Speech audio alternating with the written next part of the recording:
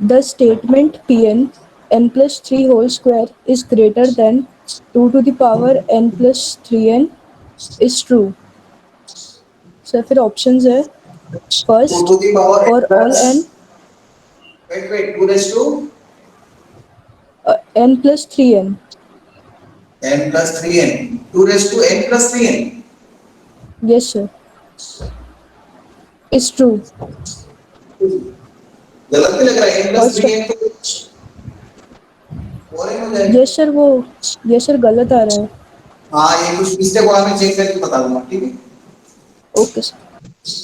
क्योंकि ऐसा हो नहीं सकता, n plus 3 लिखने का क्या मतलब है? तो 4n हो जाएगा, कहीं कुछ प्रॉब्लम हो।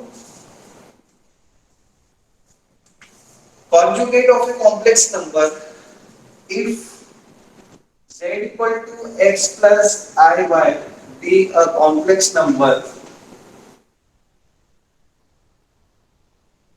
ओके, x plus iy एक कॉम्प्लेक्स नंबर है हमारे पास,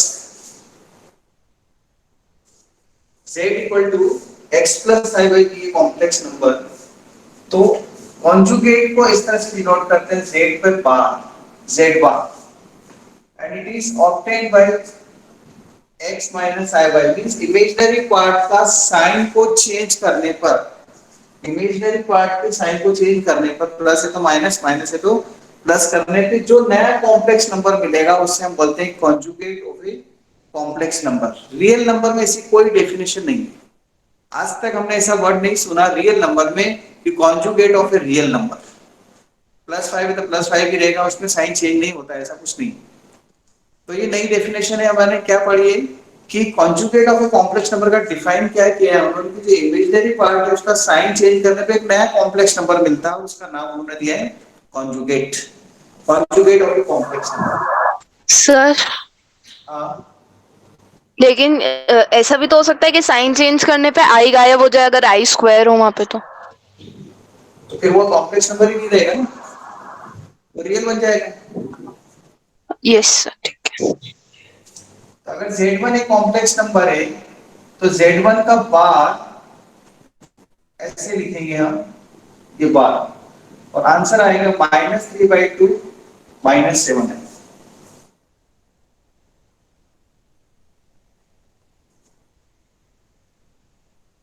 Z2 equal to 3 root sir तो 3 इसके प्लस, आगे वाली साइन चेंज नहीं होगी?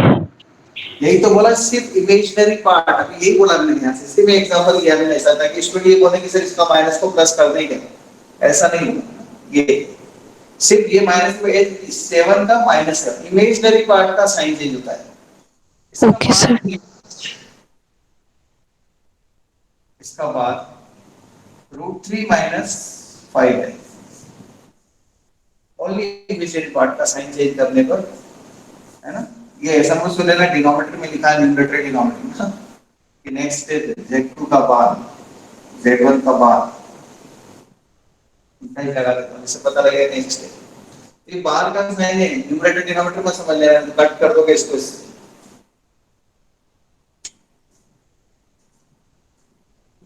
इसकी कुछ प्रॉपर्टीज हैं,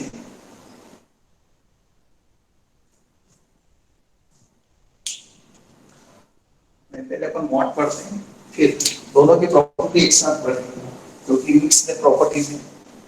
modulus of a complex number,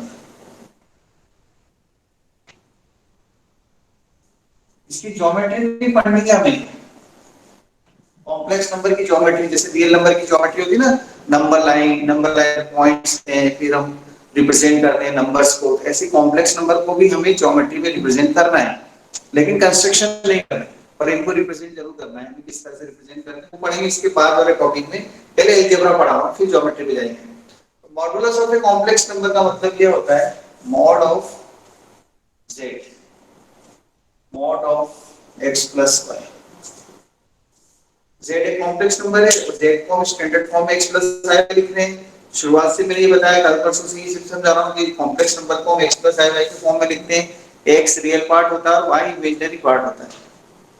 इसका मॉड का डिफाइन क्या है, plus square root of x square plus y square, plus लगा रखा है, positive square root of x square plus y square, ऐसा मत बोल देना इमेजिनरी नंबर का स्क्वायर, इमेजिनरी पार्ट, पार्ट मतलब y। अगर आप यहाँ i लिख दोगे साथ में तो सब गलत हो जाएगा, क्योंकि फिर i स्क्वायर हो जाएगा और i स्क्वायर कितना होता है माइनस, तो आप यहाँ माइनस लगा दोगे तो सब गलत हो जाएगा। मतलब इस टाइप का क्वेश्चन है आपके पास, एक कॉम्प्लेक्स नंबर है 3 + 4i, ठीक है। इसका अगर आपको मॉड लेना है, modulus, modulus will be 3 square plus 4 square, मतलब 9 + 16 5, 5 इज द मॉडुलस। अब ये आपको लगता है सर ये मॉड z क्या रिप्रेजेंट करता है, जैसे रियल नंबर में मॉड क्या रिप्रेजेंट करता है, मॉड x लिखते आ रहे हैं बचपन से, कई बार लिखा होगा आपने, मॉडुलस x क्या रिप्रेजेंट करता है, वो ओरिजिन से डिस्टेंस, ये बोलते हैं ना modulus distance, so it is always positive. इसमें भी ये डिस्टेंस ही बताता है ओरिजिन से, पर ये ज्योमेट्री में समझाऊंगा कैसे बताता है, ज्योमेट्री पढ़ते समय कि मॉड z = 5 का मीनिंग क्या है ज्योमेट्री के अंदर, ऐसे यहाँ पर ये एक पॉजिटिव रियल नंबर आता है। सो मॉडुलस जब हम किसी कॉम्प्लेक्स नंबर का लेते हैं तो ये क्या बन जाता है, एक रियल नंबर बन जाता है, पॉजिटिव रियल नंबर। क्या बन जाता है, पॉजिटिव रियल नंबर। देखो ना इसमें आएगा, हो जाता है आंसर, आंसर में आए नहीं आए। तो कॉम्प्लेक्स नंबर का मॉडुलस एक real number, positive real number होता है, कॉन्जुगेट एक कॉम्प्लेक्स नंबर ही होता है। अब इनकी प्रॉपर्टीज पहले इसका स्क्रीनशॉट लें।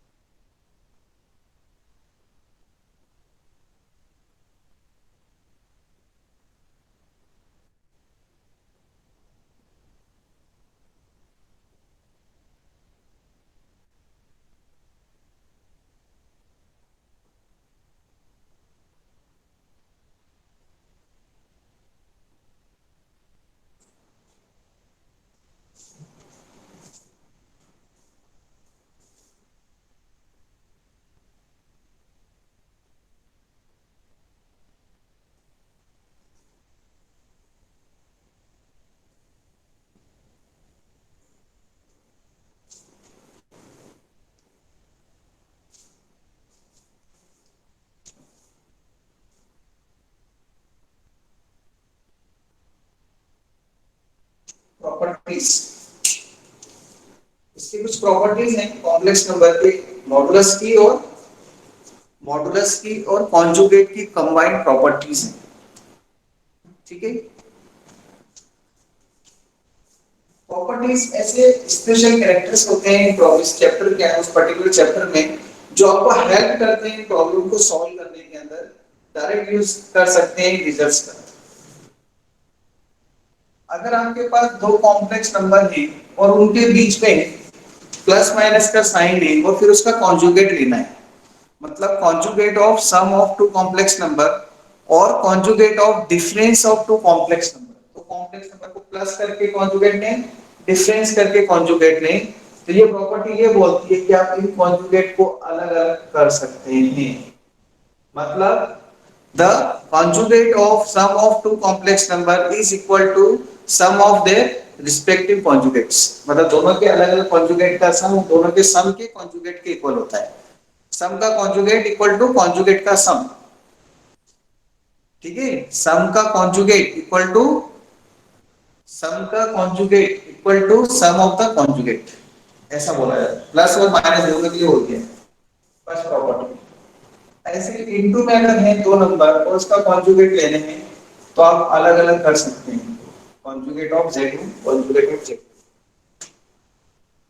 डिवीजन में है दो कॉम्प्लेक्स नंबर का डिवीजन है, उनको कॉम्प्लेक्स नंबर का कॉन्जुगेट लेना है तो आप अलग अलग कर सकते हैं, such that this denominator is not equal to 0, मतलब 0 + 0 ही नहीं होना चाहिए,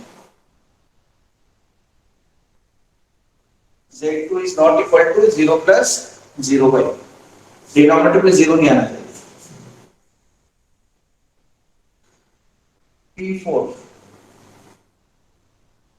1/z का कॉन्जुगेट लेना है तो 1/z बार लिखेंगे, 1 का कॉन्जुगेट नहीं लेना ना, ऐसा नहीं चला कि सर 1 उल्टा बना दे क्या, ऐसा है ना, इसका उल्टा कर दे, ऐसा कुछ नहीं है ना, 1 तो 1 ही रहेगा, 1 रियल नंबर है। कॉन्जुगेट किसका लेते हैं, कॉम्प्लेक्स नंबर का। अगर आपके पास दो कॉम्प्लेक्स नंबर है Z1 और Z2,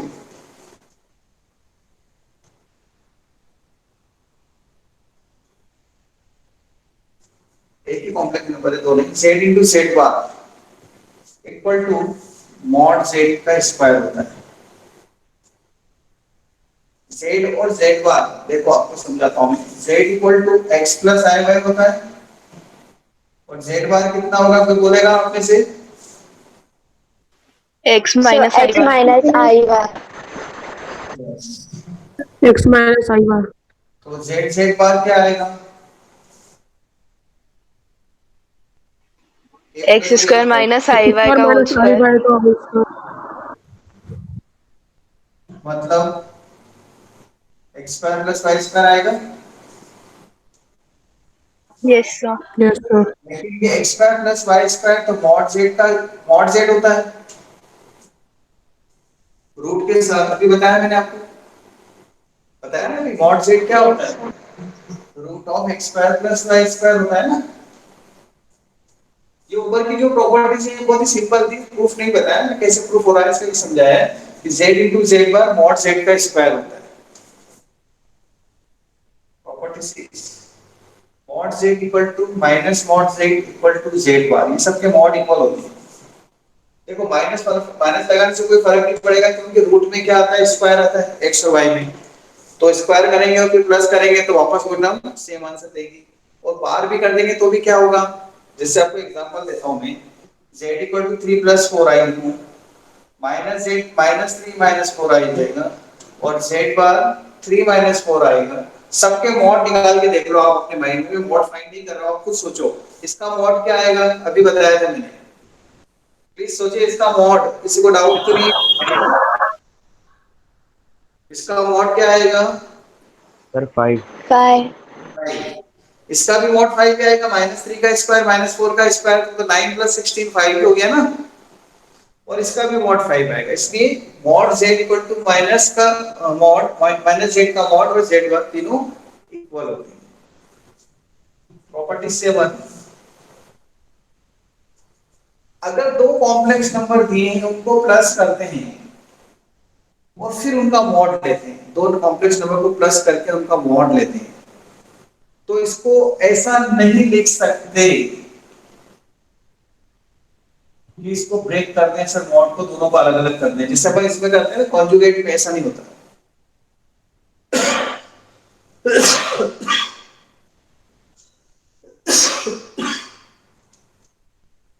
ऐसा नहीं लिख सकते, इसके लिए भी ये साइन आता है। क्या साइन आता है? इसको क्या बोलते हैं? लेस देन इक्वल टू, इसे हम बोलते हैं कैन नॉट एक्सीड, इससे ज्यादा नहीं हो सकता। Mod of z1 z2 can not exceed mod of z1 plus mod of z2। Equal आ सकता है एक पर्टिकुलर केस में, बाकी इन जनरल हम इक्वल नहीं लिखेंगे, इसलिए इक्वल टू का साइन लिखा, ये हमेशा इससे छोटा होगा mod of z1 plus z2। आपको ऐसा नहीं लग रहा है इसमें कि ये मॉड z1 भी एक लेंथ है, मॉड z2 भी एक लेंथ है, दो लेंथ का सम ग्रेटर है तीसरी लेंथ से, मतलब sum of two sides greater than third side. क्या कहां लगती है चीज? कहीं मैथ्स में लगती है? Pythagoras theorem. Triangle. Pythagoras theorem. इसलिए इसका नाम दिया है triangle inequality. Triangle inequality, inequality क्यों बोलते हैं? क्योंकि इस साइन को हम बोलते हैं इनइक्वल, इन इक्वेशंस इनइक्वालिटी ये साइन होता है। इक्वालिटी का साइन तो इक्वल टू का होता है, इनइक्वालिटी चार होती है, less than, greater than, less than equal to, greater than equal to. इनमें से जब भी कोई साइन यूज होता है तो उसके लिए हम यूज बोल करते हैं इनइक्वालिटी। तो ये इनइक्वालिटी और ट्रायंगल क्यों बोल रहे हैं? अभी आप ही ने बताया कि सर दो साइड का सम तीसरी साइड से, क्योंकि ज्योमेट्री के लिए हम इसको जब रिप्रेजेंट करेंगे तो एक ट्रायंगल बनेगा वो कॉम्प्लेक्स नंबर के अंदर, तो ट्रायंगल इनइक्वालिटी। एग्जाम में इसका प्रूफ भी आता है, प्रूव दैट, प्रूव करेंगे हम ना, इसका भी प्रूव करके बताएंगे कि कैसे होता है इसका प्रूफ। z1 प्लस z2 का mod can not exceed mod z1 plus mod z2। पहले इसका स्क्रीनशॉट लो फिर बताता हूं।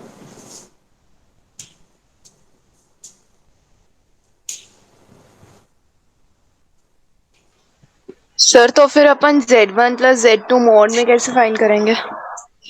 बता रहा हूं, प्रूफ होगा। प्रूव करता हूं।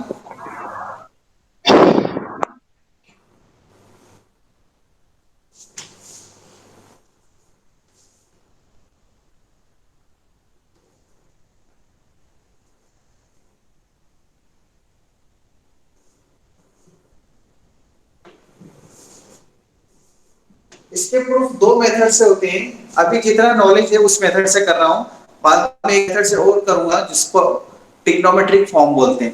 ट्रिग्नोमेट्रिक फॉर्म से भी इसका प्रूफ बताऊंगा मैं। ट्रिग्नोमेट्री का नॉलेज से भी हम इसका प्रूफ करेंगे। हम इसके थोड़ी एक दो दिन बाद उस पर पहुंचेंगे जब हम ज्योमेट्रिकल मीनिंग पढ़ लेंगे ना, तब उससे भी बताऊंगा। तो अभी हम इससे बताएंगे, इसको अलजेब्रिक मेथड से इसका प्रूफ बताऊंगा। प्रूफ कैसे होता है सर, है ना।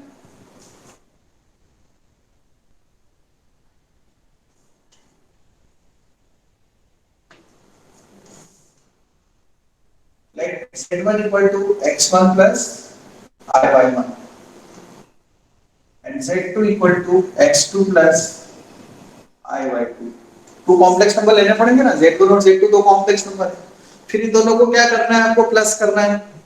तो देखो z1 प्लस z2 करता हूं मैं। प्लस कैसे करेंगे बताएगा कोई, कल समझाया था मैंने। क्या आंसर आएगा प्लस करने पे, बताओ इन दोनों को। कोई भी एक स्टूडेंट बोलो। Aditya Nalwaya, x1 Aditya Nalwaya. Sir x1 plus x2 plus हाँ, प्लस आई कॉमन में और y1 plus y2। This is the z1 plus z2। देखो ये लेफ्ट वाली साइड आ गई, लेफ्ट साइड। लेफ्ट साइड का मॉड चाहिए, अभी लेफ्ट साइड की मॉड लेना है इसका। हाँ आदित्य नंदा भाई, आप ही बताओ मॉड क्या आएगा इसका। मॉड कैसे लेते हैं, समझाया था आपने मॉड। सर मॉड इसका स्क्वायर हो जाएगा दोनों का, और अंडर रूट हाँ में इसका स्क्वायर हो जाएगा। दोनों का स्क्वायर हो जाएगा। किसका, x1 प्लस x2 का और y1 प्लस y2 का स्क्वायर हो जाएगा। ठीक है। और मॉड z1 कितना होगा, x1 square plus y1 square. और मॉड z2 कितना होगा, x2 square plus y2 square root में। सारी तैयारियां कर ली मैंने, इसमें जो जो टर्म चाहिए थी, मॉड z1 ये रहा, मॉड z2 ये रहा, मॉड z1 प्लस z2 ये रहा। अब मुझे ये प्रूव करना है। मैं मान लेता हूं लेट ये ट्रू है।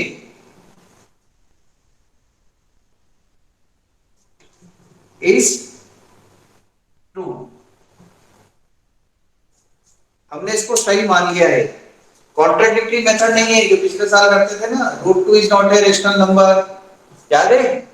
हमने इसको ट्रू मान लिया, तो हमारा एक रिजल्ट भी ट्रू आना चाहिए जो मैथमेटिकली सही हो। इसको सॉल्व करते करते देखो, अब इसको सॉल्व करते हैं। अब इसमें पिछले साल के क्वाड्रेटिक इक्वेशन का नॉलेज लगेगा।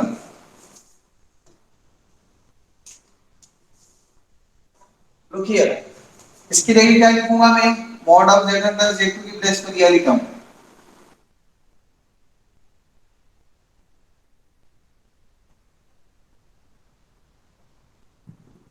आपका ध्यान यही है सभी का। Apoorva Garg, Aman Mehta, Aman Mehta, Aman Mehta, yes sir. Aman Mehta. Yes sir. हाँ ठीक है।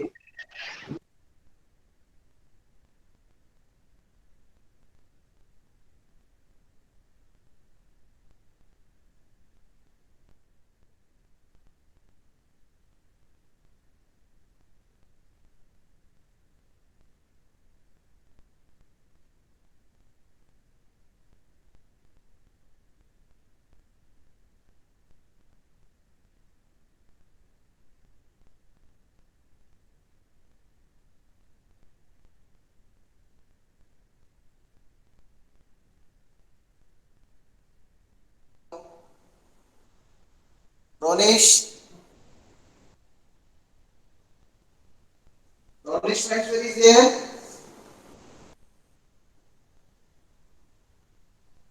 अजय गुप्ता।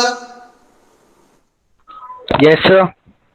ओके, चलो आप मेरी हेल्प करोगे अजय गुप्ता यहाँ पर। इसका स्क्वायरिंग करके बताओ रूट में क्या टर्म आएगी, जल्दी से बोलो।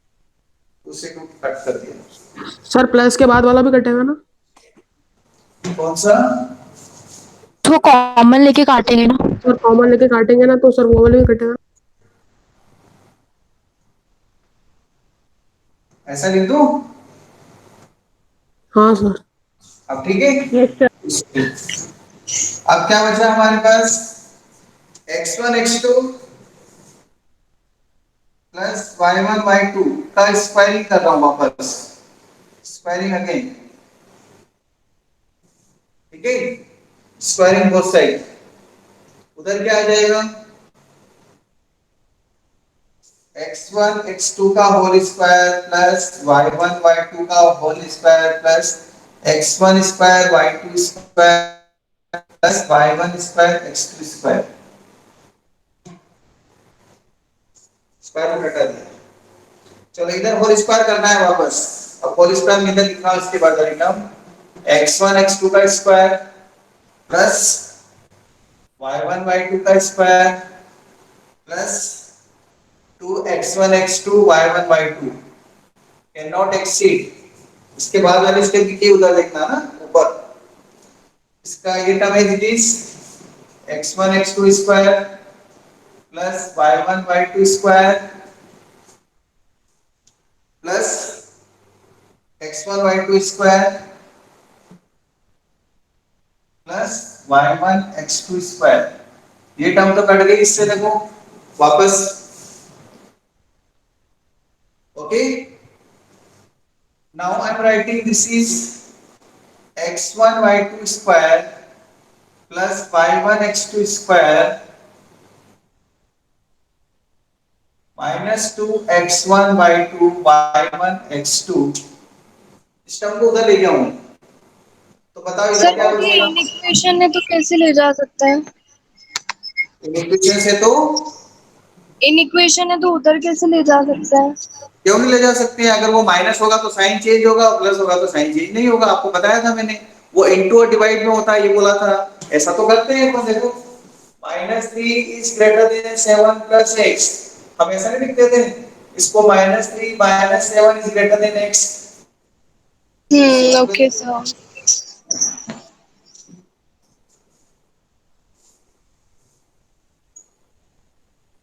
अगले स्टेप में बताओ ये क्या होगा? अभी आगे क्या लिखना था मुझे? कुछ गलत है? अभी ये वाला साइन कहां गया? क्या लिखूं बताओ? इस टर्म्स को डू मैं, नॉट एक्सीड 0। हाँ बता, ऐसा लिख दूं?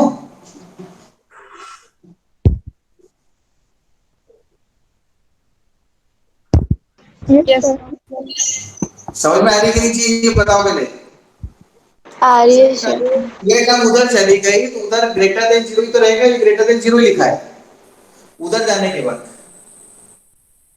नहीं समझ में आई? ये टर्म उधर चली गई तो ग्रेटर देन 0 आएगा ना, ग्रेटर देन 0 तो लिखा है। मैं ऐसा लिखूं क्या तो अच्छा लगेगा आपको? ऐसा, बात तो वही है ना कि आप इसको उधर लेके तो सर इधर 0 बचा है, ऐसा लिखो। ये कुछ फॉर्मूला बन रहा है क्या? ए माइनस बी का होल स्क्वायर। हाँ very good Sen, x1 y2 minus y1 x2 का होल स्क्वायर। अब देखो यहां से शुरुआत करी थी ट्रू से, हम सॉल्व करते करते करते एक ऐसी जगह पे पहुंचे हैं जो मैथ्स में हमेशा ट्रू है। व्हाई? कोई बताएगा? सर क्योंकि नेगेटिव का अगर स्क्वायर करेंगे तो पॉजिटिव ही हो जाएगा। This is always true because square is always positive, और ये पॉजिटिव तो लिखा है ग्रेटर देन इक्वल टू 0, मतलब पॉजिटिव है। therefore our assumption is right, true. therefore this is true। ये लास्ट की स्टेप है। 6 मार्क्स का क्वेश्चन पूछते हैं 11th क्लास के अंदर। कितने मार्क्स का क्वेश्चन है ये? 6 मार्क्स का, और 6 स्टूडेंट को ही 6 में से 6 आते हैं 50 में से।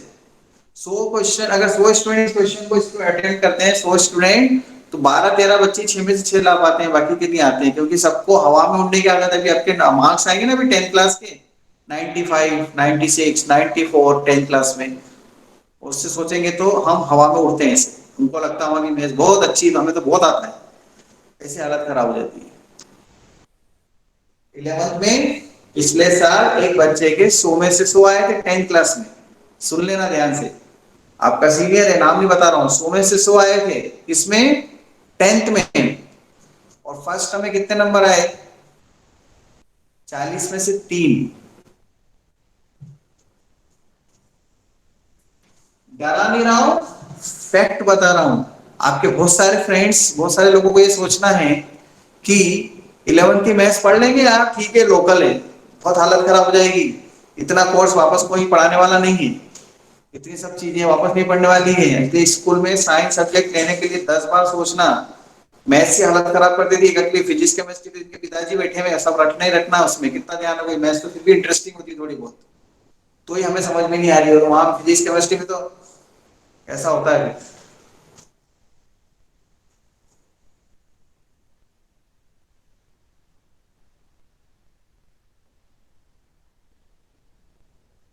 स्क्रीनशॉट, एक बार मैं आपको पूरा पास्ट एक्सपीरियंस पिछले 25 सालों का कॉन्वेंट स्कूल का बता दूंगा कि किस तरह से मैथ सब्जेक्ट लेने के बाद स्कूल की हालत खराब होती, साइंस में क्या रिजल्ट मिलता, किस तरह से फेल होती है। तो कोरोना के कारण इस बार रिजल्ट हम लोगों ने कंडीशनली प्रमोटेड कर दिया है। तो पिछले साल 22 स्टूडेंट, पिछले साल की बात कर रहा हूँ, 22 स्टूडेंट को टीसी मिली थी 11th क्लास में, क्योंकि वो पास ही नहीं हो पाए। 22 स्टूडेंट बहुत बड़ी डेटा होता है, चाहो तो आप अपने किसी भी टीचर से पूछ लेना कॉन्वेंट के 11th क्लास में जो पढ़ाते हैं। इसलिए सब्जेक्ट सोच कर लेना, देखे देखे फॉर्म मत भर देना, फालतू के सजेशन नहीं दे रहा हूं मैं, जो अपना एक्सपीरियंस है वो शेयर कर रहा हूं। बाद में बच्चे बोलते हैं सर एक बार बताते तो सही आप हमें, क्योंकि हमारी बात आपको समझ में नहीं आती। आप कंफर्ट जोन होता है ना, उसमें जीना चाहते हैं, खूब इंजॉय करना चाहते हैं लाइफ को, और पढ़ाई भी करना चाहते हैं। अच्छी बात है, कंफर्ट जोन में रहो, मतलब इंजॉय करो लाइफ को, लेकिन उसके लिए कुछ सेक्रीफाइस भी करने पड़ेंगे अच्छी चीजें के लिए। तो साइंस सब्जेक्ट लो तो पढ़ना भी पड़ेगा उतना।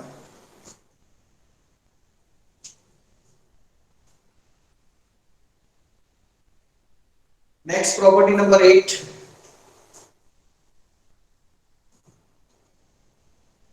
और ये पिछले 3 महीने से भी पढ़ा रहा हूं आप लोगों को। अप्रैल 10 से के आसपास मैंने 11th क्लास स्टार्ट कर दी थी पढ़ाना। आप लोग बेवकूफ नहीं है जो अप्रैल, मई और जून और जुलाई आ रहा है। अप्रैल से 10 अप्रैल से 10 मई, 10 जून, 10 जुलाई आएंगे, 3 महीने पढ़ लिए आप लोग। तो आप लोग कोई बेवकूफ नहीं है जो आपने इतना टाइम खराब किया है, इतना सेक्रीफाइस किया है। आपको इसका फायदा मिलने वाला है। अभी स्कूल जब स्टार्ट होंगे ना, ऑफलाइन या जब भी ऑनलाइन स्कूल की क्लास स्टार्ट होगी, आपको उसका कितना फायदा होने वाला है ये आपको थोड़े दिनों में एहसास हो जाएगा।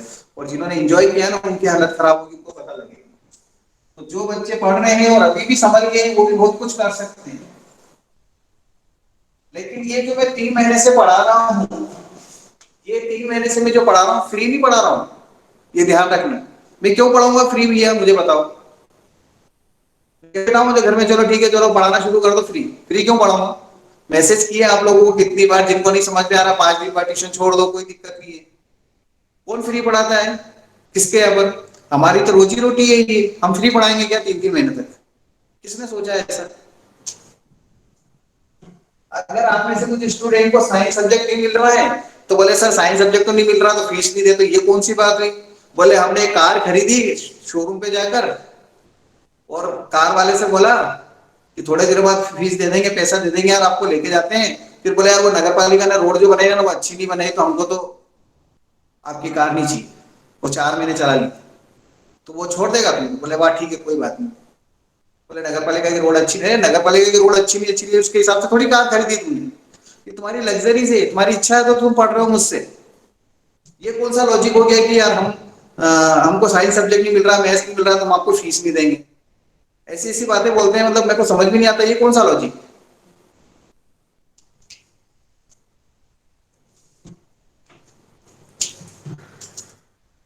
प्रॉपर्टी 7, सर 8 है property. Property 8, Z1 minus Z2 का mod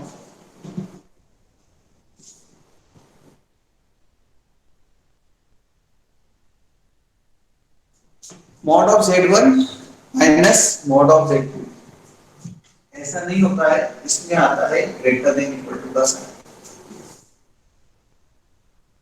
Z1 into Z2 cannot exceed or sorry equal to mod of Z1 mod of Z2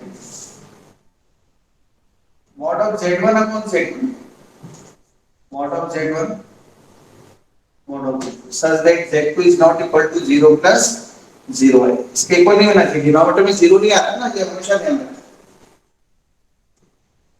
अगर आप लोगों को काउंसलिंग चाहिए इस चीज की I am not a counsellor I have a long experience of class 11th in other school तो आप मुझे कॉन्वेंट स्कूल का टीचर बिल्कुल मत समझिए आप मेरे से इसलिए पढ़ रहे हैं क्योंकि मेरे पास नॉलेज है आपको मेरा पढ़ाया हुआ समझ में आ रहा है don't compare with the convent school के मेरे को कॉन्वेंट स्कूल में एडमिशन में सारे हेल्प करेंगे कुछ भी नहीं हेल्प होगी मेरी तरफ से आप मुझसे सिर्फ पढ़ने आ रहे हैं मैं आपको पढ़ा रहा हूँ आप उसका फीस पे कर रहे हैं बस दैट्स इट उससे ज्यादा कुछ नहीं मेरा ठीक है और आपको काउंसलिंग चाहिए तो मैं आपको जिन बच्चों को चाहिए उनका एक अलग सेशन लेके सब समझा दूंगा पास्ट एक्सपीरियंस क्या है किस तरह से क्या क्या कंडीशन होती है फिर आप सब्जेक्ट चूज करना देखे देखे दुनिया में हवा उड़ने की जरूरत नहीं अपना कैलिबर देखो हमें कितना आता है और हम कितना कर सकते हैं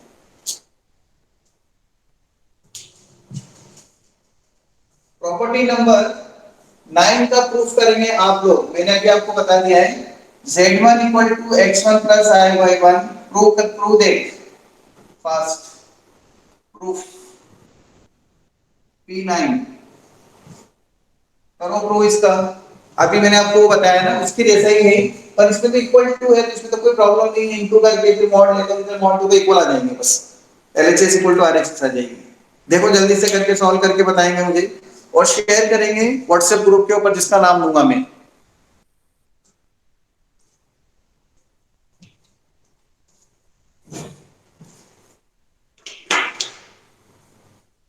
सर हाँ सर होमवर्क का 15 क्वेश्चन डाउट था क्या बोल रहा है मुझे हाँ सिद्धार्थ होमवर्क का 15 क्वेश्चन डाउट था क्वेश्चन नंबर 15 होमवर्क का बोलो 3 to the power 4n plus 1 a to the power 4n plus 1 4n plus 1 plus 3 to the power sir 3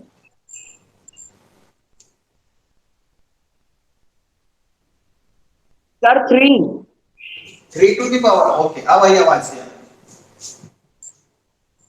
plus plus 2 to the power 2n plus 7 आपकी आवाज नहीं आ रही है cut गई आपकी आवाज एक मिनट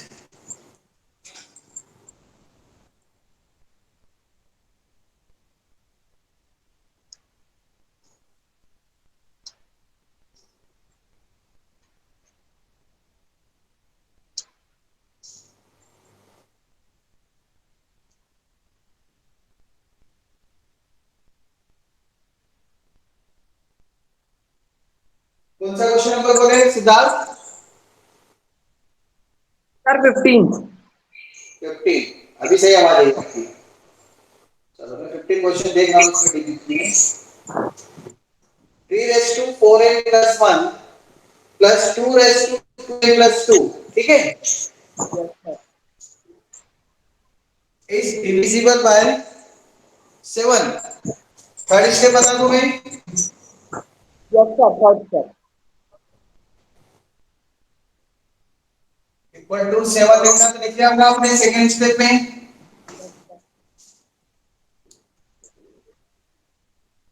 थर्ड स्टेप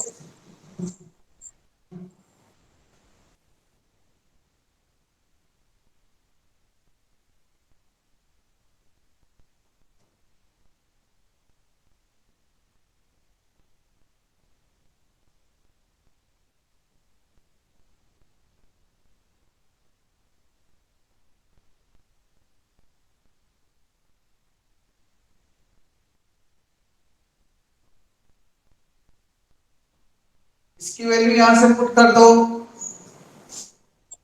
ये देखो 4 के प्लस 4 है ना तो ये 4 मैंने इधर लिख दिया कि प्लस 1 इधर क्योंकि 3 की पावर 4 के प्लस 1 की वैल्यू यहां से मिलेगी देखो 7 लैम्डा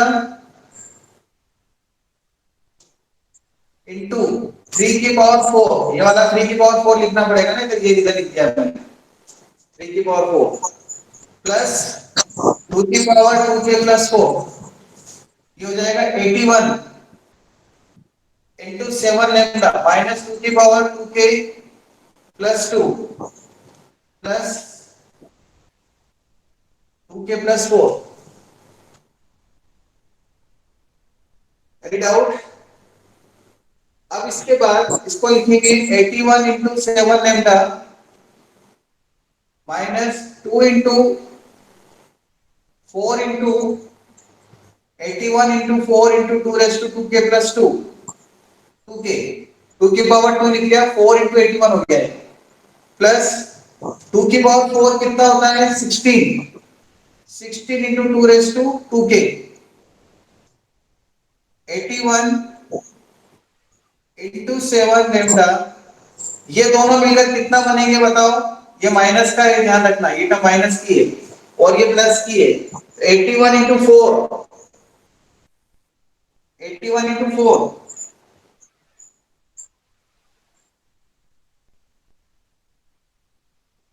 ऐसा, 324 में से 60 माइनस कर दो।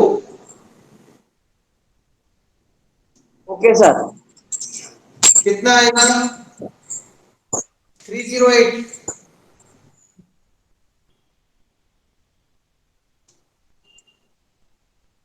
इसमें क्या कॉमन दिख रहा है? 7 कॉमन दिख रहा है, ये देखो,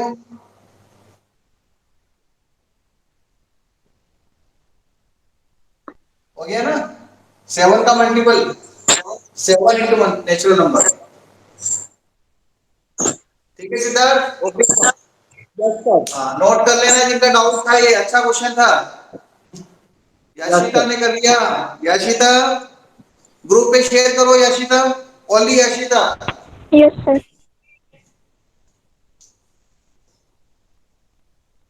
सर हाँ सर एक डाउट था। हाँ बोलो।